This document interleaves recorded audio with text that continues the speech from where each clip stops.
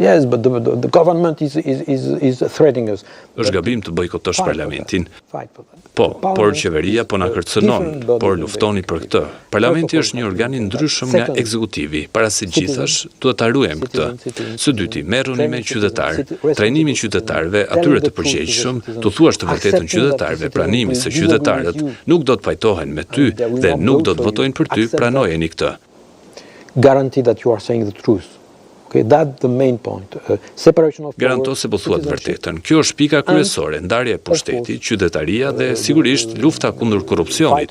Këto janë tre gjëra që duhet të bëhen nga populli serb, nga populli kosovar, nga populli bosnjak, nga të gjithë, dhe ndonjëherë nga populli francez. Everybody, and sometimes by French people, we have problem of mafia now. Tani kemi një problem me mafian në Marseille dhe duhet luftojmë për këtë. Nuk është se ne jemi një vëllai i madh ku gjithçka është perfekte dhe ne duhet të ndihmojmë një vëlla të vogël që ka probleme. Jo, qytetari dhe demokracia janë në rrezik kudo. Ne duhet luftojmë së bashku, ne duhet të ju ndihmojmë dhe ju gjithashtu duhet të na ndihmoni. Duke qenë se ju përfaqësoni qytetar francez që jetojnë në Ballkan dhe në Europën qendrore, çfarë ju shqetësimesh ju përcjellin ata për klimën politike në rajon? Well, they are very centrist. That's the reason I am elected. Ata janë shumë centrist, kjo është arsyeja pse janë zgjedhur. Janë shumë demokrat dhe e dini, është shumë interesante çështja që Franca ka një zonë elektorale për diasporën. I am always saying, there is a word.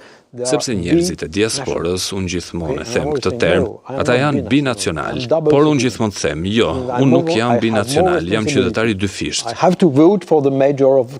Kam më shumë përgjegjësi. Duhet votoj për kryetarin e Krakovit dhe votoj për kryetarin e Krakovit, por duhet kujdesem edhe për vendin tim e kështu me radhë.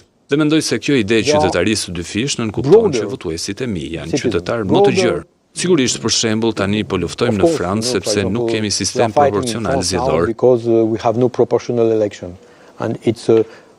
Dhe kolegët e mi nuk e dinë se çfarë është sistemi proporcional. Thonë se nuk funksionon e kështu me radhë, ndërsa për ne, çdo vend të zonës sime elektorale nuk ka asnjëherë një shumicë absolute në parlament. Total majority in any parliament in my constituency and it's normal. Dhe kjo është normale. Gjithmonë ka një koalicion, ka diskutime në parlament, ndërsa në Francë kjo nuk është tradita jonë. Prandaj votuesit e mi mendoj se kanë një kuptim më të thellë për atë që është zemra e demokracisë, zemra e qytetarisë dhe zemra e vërtetë e Bashkimit Evropian. What is the heart of democracy, what is the heart of citizenship and what is the heart of the real heart of. E dini, kur njerëzit thonë se Bashkimi Evropian është i njëjtë me Bashkimin Sovjetik, unë u them, jo, nuk është kështu.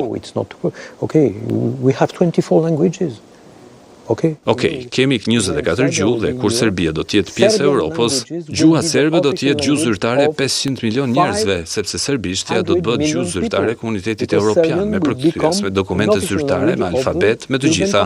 Pra ne jemi e kundërta e imperializmit të Moskovit, plotësisht e kundërta. Alphabet with everything, then we are the contrary of Moscovite imperialism. We have the contrary.